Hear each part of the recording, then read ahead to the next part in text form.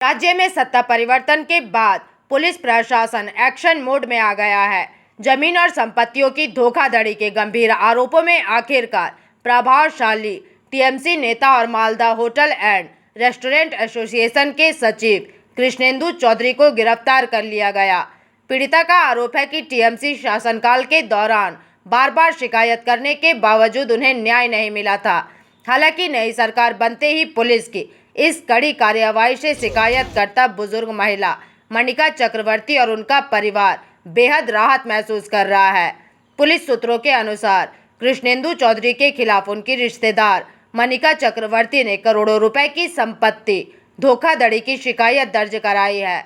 आरोप है कि सरकारी कॉलोनी और शहर के कई प्रमुख व्यावसायिक परिसरों को हड़पने के लिए टीएमसी नेता ने अपने पिता की पहचान तक से छेड़छाड़ की। परिवार का दावा है कि 2 नंबर गवर्नमेंट कॉलोनी की बेशकीमती जमीन पर कब्जा करने के लिए कृष्णेंदु ने अपने पिता अविनाश चौधरी और जमीन के असली मालिक नारायण चंद्र चौधरी को एक ही व्यक्ति के रूप में दर्शाया। यहां तक कि जिस नारायण चंद्र चौधरी ने जीवन भर शादी ही नहीं की थी, उन्हें कागजों में अपना पिता बताकर फर्जी दस्तावेज तैयार करा लिए। इसके अलावा पुराना मालदा के रशीलदाह इलाके की संपत्ति और रथबाड़ी इलाके के एक प्रसिद्ध लॉज पर भी इसी तरह डरा धमकाकर और फर्जी दस्तावेजों के जरिए कब्जा करने का आरोप है कि पिछली सरकार के दौरान केस वापस लेने के लिए पीड़िता के परिवार को लगातार धमकियां दी जाती थी। इस हाई प्रोफाइल गिरफ्तारी के बाद मालदा की राजनीति में बयानबाजी तेज हो गई है। एक और दक्षिण मालदा बीजेपी के महामंत्री विश्वजीत रॉय ने इस संबंध में अपनी बातें रखी, तो वहीं दूसरी ओर टीएमसी के मालदा जिला नेता विश्वजीत घोष ने बचाव करते हुए अपने वक्तव्य साझा किए। कृष्णेंदु चौधरी बाबा अविनाश चंद्र चौधरी एरा दीर्घदिन धरे समस्त जायगा जेमन यज्ञेश्वर चौधरी तार बाबा अविनाश चौधरी बाबा সেই সমস্ত জায়গা বা কৈলাসচন্দ্র চৌধুরীর ছেলে নারায়ণ চৌধুরীর জায়গা সমস্ত জায়গা ওরা চিটিংবাজি করে দীর্ঘদিন ধরে দখল করে নিয়েছে। এমনকি তার যজ্ঞেশ্বর চৌধুরীর যে স্ত্রী শ্রীমতী চৌধুরী তারও দিলালপুরে যে জায়গা ছিল সেগুলো চিটিংবাজি করে নিয়ে নিয়েছে। তো এইভাবে করে নিতে নিতে ওদের শরিক যারা নারায়ণ চৌধুরীর শরিক, নারায়ণ চৌধুরী অবিবাহিত ছিল, তার এক কৈলাসচন্দ্র চৌধুরী এক ছেলে নারায়ণচন্দ্র চৌধুরী এবং তার মেয়ে হচ্ছে কমলাবালা চৌধুরী এবং হাজব্যান্ড হচ্ছে গণপতি চৌধুরী এবং তারা বিবাহিত কারণে তারা মথাপুরে থাকতো। তার 2 ছেলে অর্জুন চৌধুরী এবং রনু চৌধুরী তারা সিংহাতলার বাড়িতে একসাথে বসবাস করত। তখন এই অবিনাশ চন্দ্র চৌধুরী বা টাবু চৌধুরী এরা কেউ আসতো না। নারায়ণ চৌধুরীর কাছে সমস্ত কাগজপত্র থাকতো এবং ওরাই এই এসে যখন মাঝে মাঝে আসতো এইসব জায়গাগুলো দীর্ঘদিন ধরে জালিয়াতি করতে করতে নিজের নামে করে ফেলেছে। কীভাবে জালিয়াতি, কী ধরনের জালিয়াতি? যেমন এই জাল করেছে, যেমন 88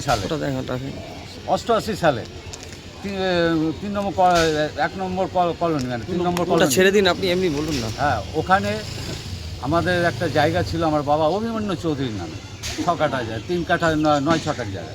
সেই জালটা সেটা অবিনাশ চন্দ্র চৌধুরী ওর বাবা কৃষ্ণেন্দু চৌধুরীর বাবা সে বাঁ হাতে জাল সই করে সেটাও দখল করে নিয়েছে।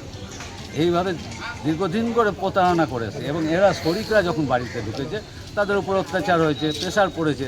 তার প্রভাবশালী যখন এসছে তার প্রভাব খাটিয়ে এইসব দিনের পর দিন করে বেড়াচ্ছে। পুলিশ কেন অ্যারেস্ট করেছিল না? হ্যাঁ, পুলিশ কেন এতদিন অ্যারেস্ট করে? পুলিশ এতদিনে অ্যারেস্ট করেছে যেহেতু চাপ দেওয়া হচ্ছে, কিছুতে শুনছে না, বলে বাধ্য হয়ে অ্যারেস্ট করেছে। কেন? প্রভাবশালী, ও তো পয়সা খাওয়াক বা যাই করুক একটা কিছু প্রভাব খাটিয়েছে। ও একটা সেক্রেটারি, তারপরে ম্যানেজমেন্ট, আমাদের ব্যবসায়ী প্রতিষ্ঠানের একটা সেক্রেটারি, তারা সবাই সহযোগিতা।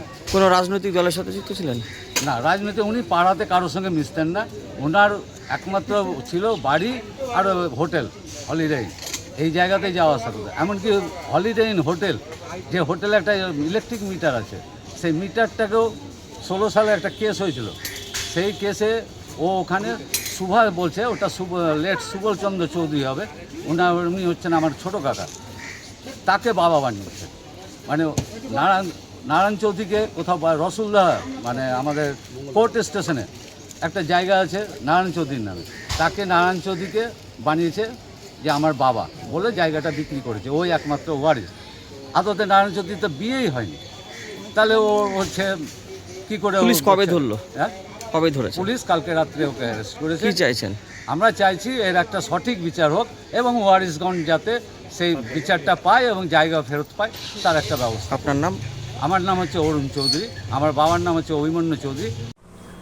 মালদা হোটেল অনার্স এবং অ্যাসোসিয়েশনের সম্পাদক কৃষ্ণেন্দু চৌধুরীকে দুদিন আগে পুলিশ অ্যারেস্ট করেছে।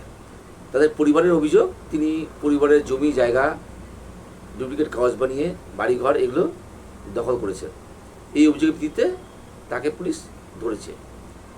অভিযোগ এর আগেও নাকি তাদের বিরুদ্ধে অভিযোগ জমা পড়েছে নির্বাচন থানায়, কিন্তু তৃণমূল নেতাদের সঙ্গে যোগাযোগের জন্য তাকে পুলিশ অ্যারেস্ট করে। দেখুন, এইরকম অভিযোগ করাটা ঠিক নয়, কারণ যদি পুলিশ কোনো অ্যাকশন না নিয়ে থাকতো সেই সময়তে, তাহলে কোর্ট ছিল, কোর্টের নির্দেশে পুলিশ অ্যাকশন নিত।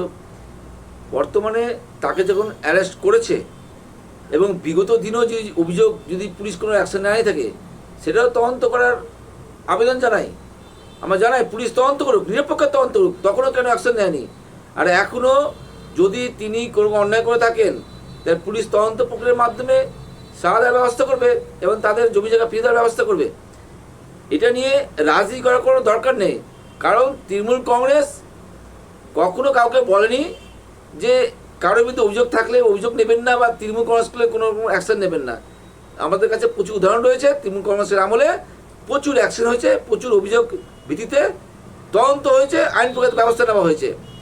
বিজেপি এটা নিয়ে রাজনীতি করার চেষ্টা করছে, সেটা কাম্য নয়। আইন আইনের মতো চলবে এবং আমরা চাই নিরপেক্ষ তদন্ত হোক এবং দোষীদের সাজা হোক।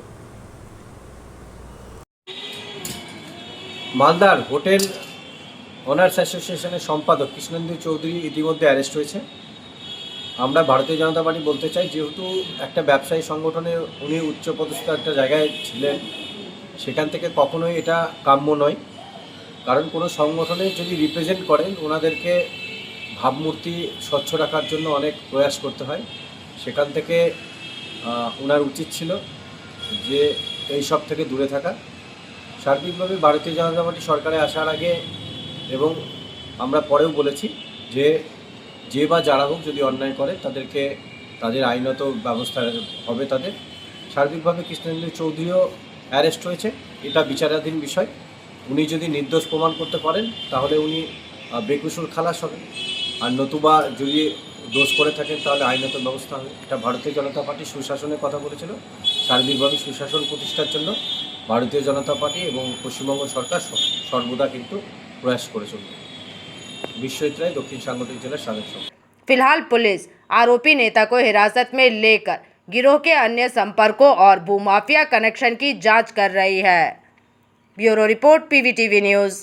रानीगंज में इतने लग्जरी रूम, वो भी इतने कम प्राइस में। सो मैं बात कर रही हूँ रानीगंज के NSD रोड में लोकेटेड होटल अतिथि इन के बारे में। यहाँ पे आपको फैमिली, फ्रेंड्स और कॉर्पोरेट के लिए रूम्स मिल जाएंगे, वो भी सिर्फ 1500 स्टार्टिंग प्राइस में। यहाँ पे आपको super deluxe room, Dulux room, regular room के साथ साथ प्योर वेज रेस्टोरेंट, जहाँ से आप अपने रूम तक टेस्टी फूड ऑर्डर्स कर सकते हैं। ये होटल हाइजीनिक और क्लीन होने के साथ साथ 27 हेल्पिंग फैसिलिटी भी देती है। High speed wifi, TV with fully AC interior, 24/7 room service, good ambience, clean cupboards, separate geyser facilities, clean washrooms, smoking area. अगर आपका भी प्लान है रानीगंज में स्टे करने के लिए, तो आपके लिए ये एक अच्छा ऑप्शन हो सकता है। आप यहाँ पर रूम ऑनलाइन प्लेटफॉर्म मेक माई ट्रिप से भी बुक कर सकते हैं। अगर आप मेरी वीडियो दिखाते हैं तो आपको मिलेगा एक्स्ट्रा 20% ऑफ। अतिथि इन होटल आपको रानीगंज स्टेशन से 5 मिनट वॉकिंग डिस्टेंस पे मिल जाएगा। और इन्फॉर्मेशन के लिए आप इन्हें कॉल भी कर सकते हैं। Thank you for watching.